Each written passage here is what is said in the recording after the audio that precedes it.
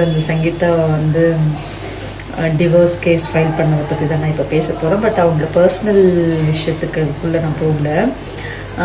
ஏன்னா நிறைய நியூஸஸ் இப்போ வந்து நேற்றுலேருந்து வந்துட்டு இருக்குல்ல, சங்கீதா வந்து டிவோர்ஸ் கேஸ் ஃபைல் பண்ணியிருக்காங்க. பட் அது வந்து டிசம்பர்லேயே ஃபைல் பண்ணியிருக்காங்க.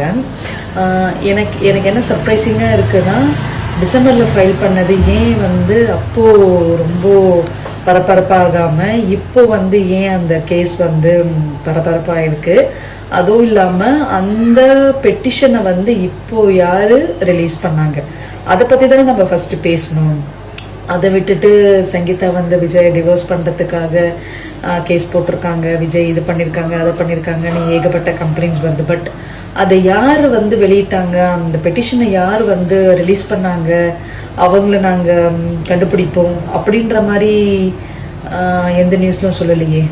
அதுவும் ஏன் இந்த டைமில், இந்த பீக் டைமில் வந்து அந்த பெட்டிஷனை வந்து ரிலீஸ் பண்ணணும், எனக்கு இது ஒரு பெரிய டவுட்டாக இருக்குது.